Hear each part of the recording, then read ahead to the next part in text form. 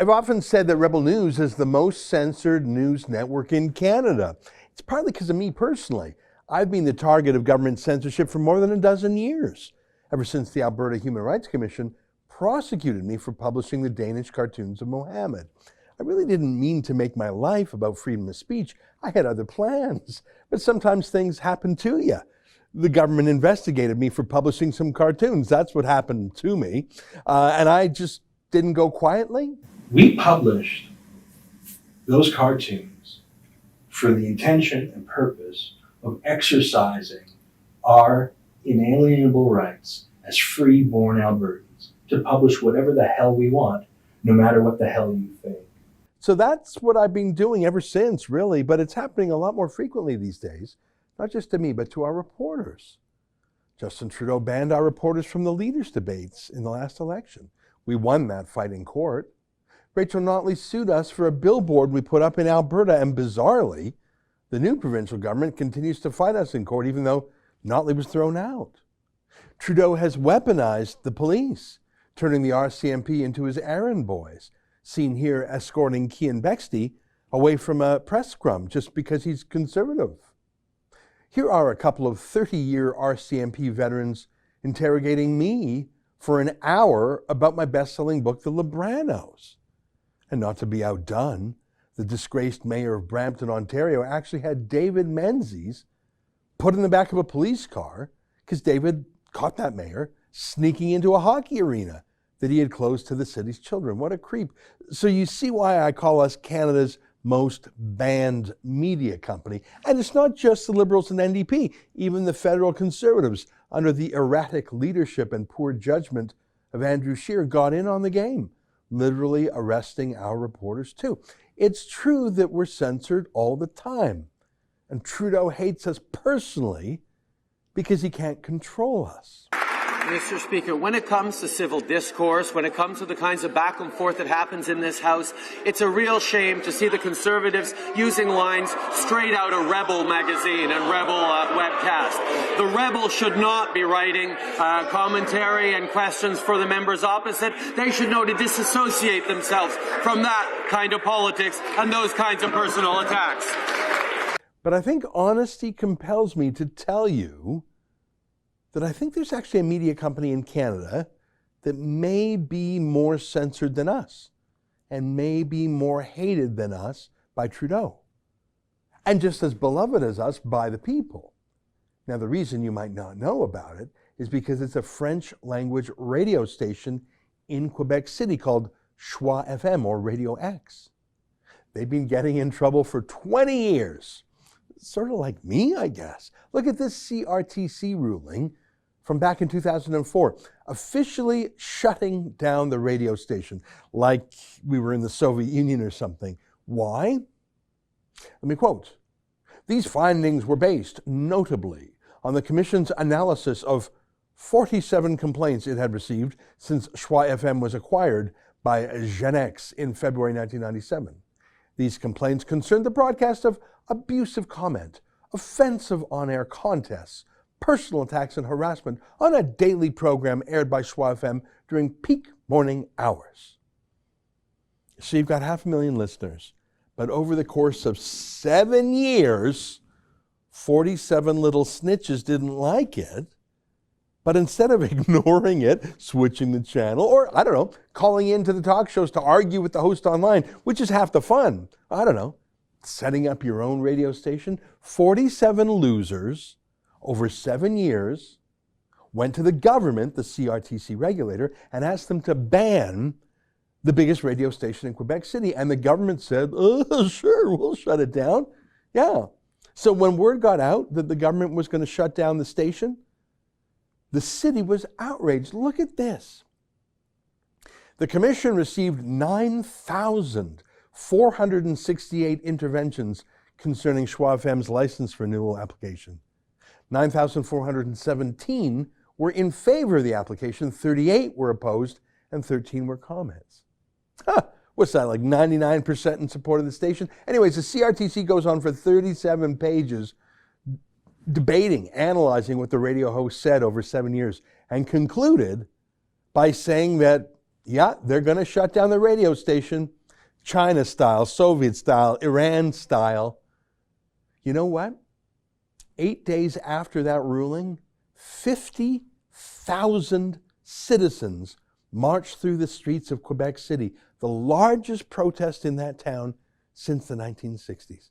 They also had a massive protest on Parliament Hill, too. Not quite as large. That's a 4.5-hour drive away from Quebec City, but nearly 10,000 people showed up to defend a radio station. Imagine 50,000 people marching in Quebec City. So, of course, the cowards at the CRTC backed down. And far from killing Schwa FM, it propelled them to new heights. And in fact, one of the radio hosts, Andre Arthur, he was propelled into Parliament. He was literally elected as a local MP over the whole censorship scandal. He declared his candidacy just 3 weeks before the vote. He spent less than $1,000 campaigning, and he crushed all the other parties. That's how outraged people in Quebec City were about Ottawa's censorship. So do you see what I mean about Schwa FM?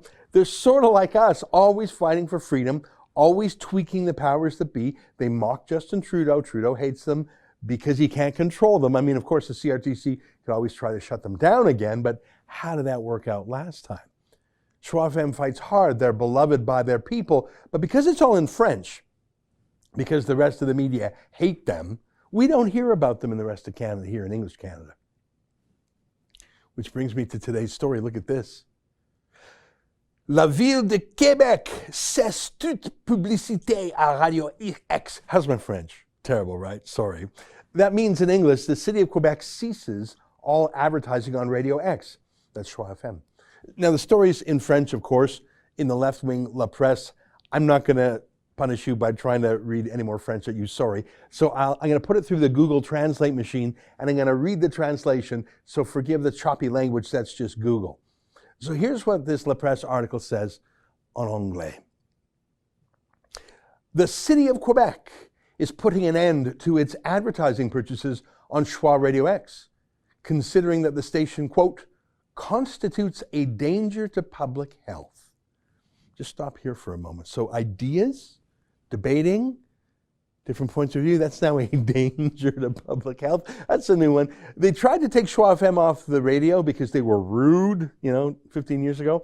Quebecers laughed at that. So now they're a danger to your health, like you can get sick from listening to them or something. That's what they said in the Soviet Union too. If you disagreed with the state, you were mentally ill.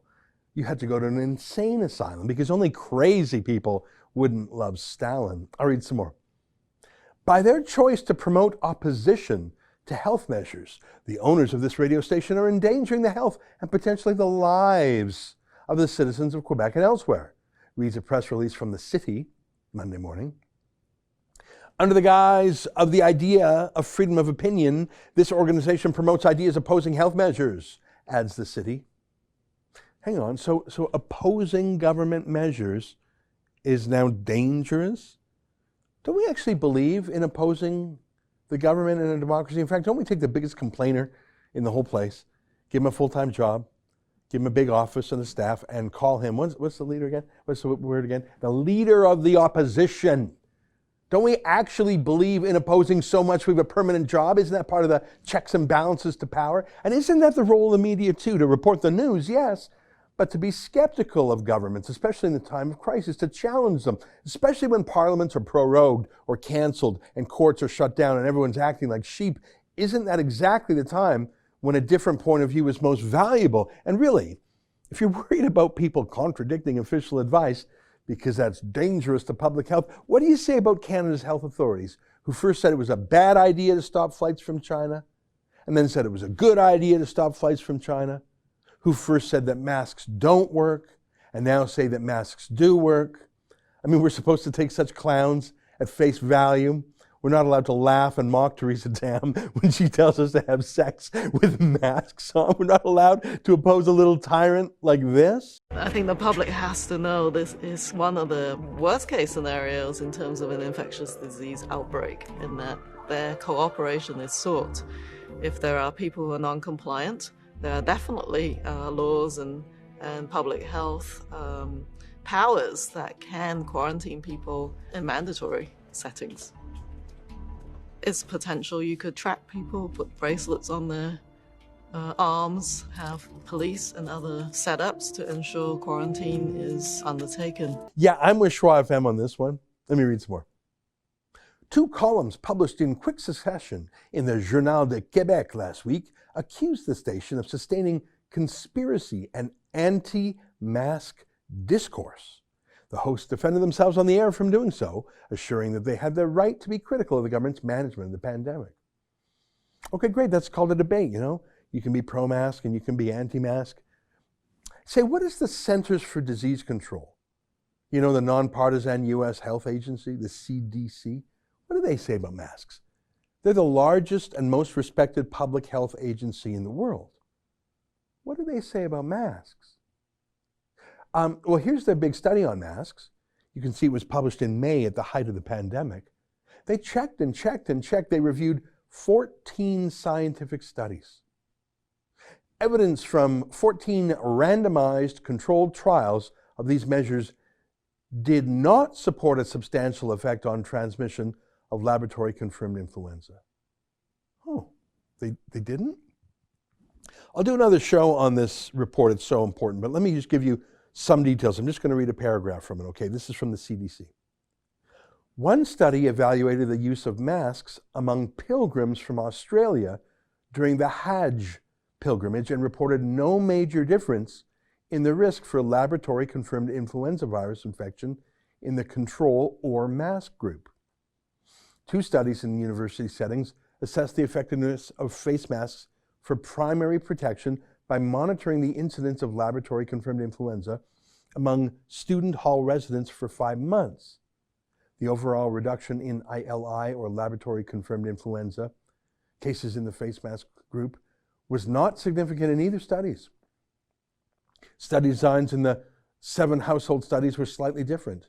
One study provided face masks and P2 respirators for household contacts only. Another study evaluated face mask use as a source control for infected persons only, and the remaining studies provided masks for the infected persons as well as their close contacts.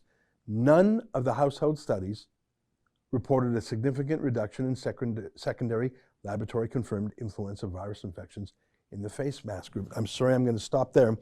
It goes on and on and on. 14 studies they reviewed. None of them show masks work. So yeah, what's that censorship phrase from the city of Quebec again? Anti-mask discourse. Better shut down the Centers for Disease Control. The politicians won't like their anti-mask discourse. Let me read some more from the La Presse.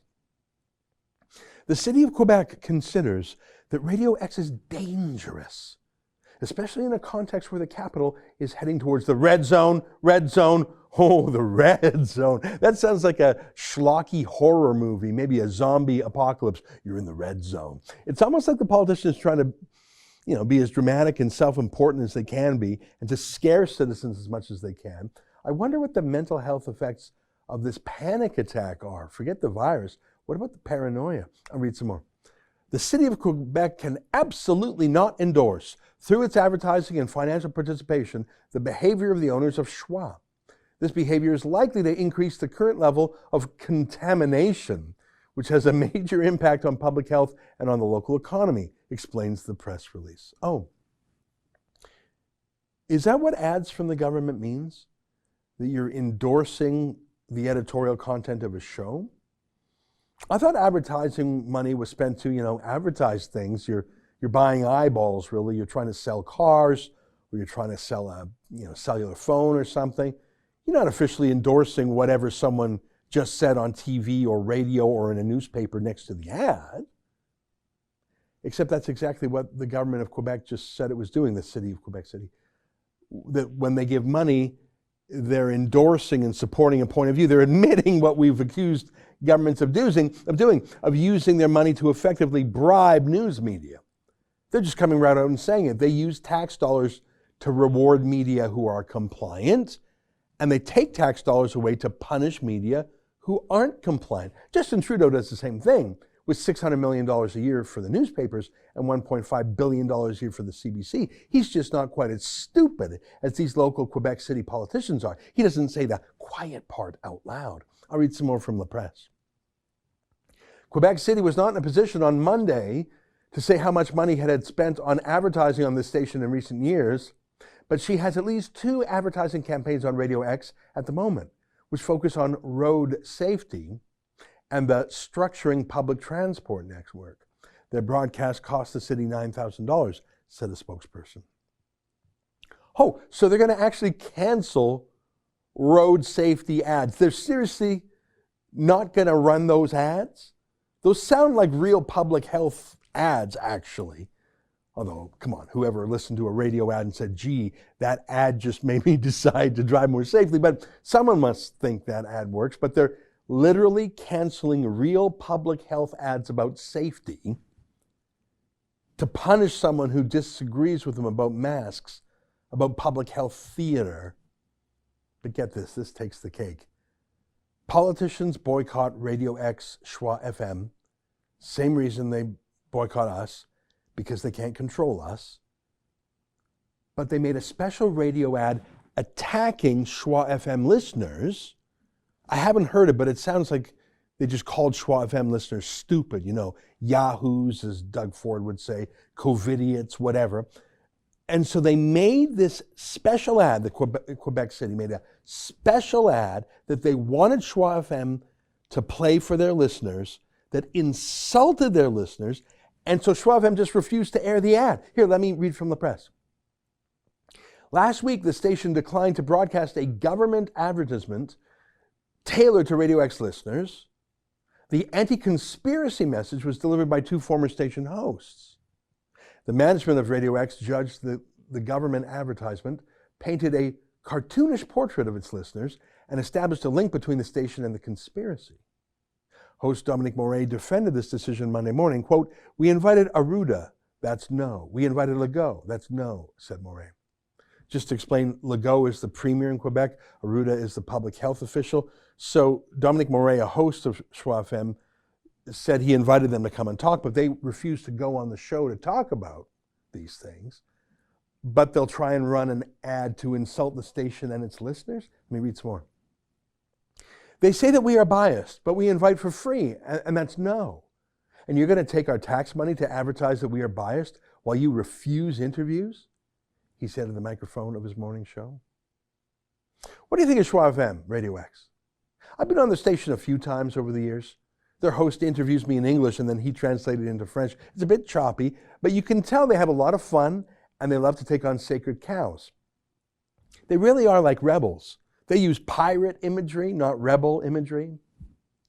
They're being punished now for daring to criticize the government, just like we are. Hey, can you do me a favor? Can you let me know if you see anyone in English Canada? You know, Canadian Journalists for Free Expression, Canadian Association of Journalists, PAN Canada, Reporters Without Borders, the Canadian Civil Liberties Association. If you see any of them or any politician or really any journalist, can you let me know if a single person in the whole country stands up for their freedom of the press and their freedom to dissent and to criticize the government? Anyone? Anyone? That's an excerpt from my daily show, the Ezra Levant Show. Every day I do a monologue on the news of the day, then I interview an interesting guest, and then I read my hate mail. You gotta subscribe. Go to rebelnews.com.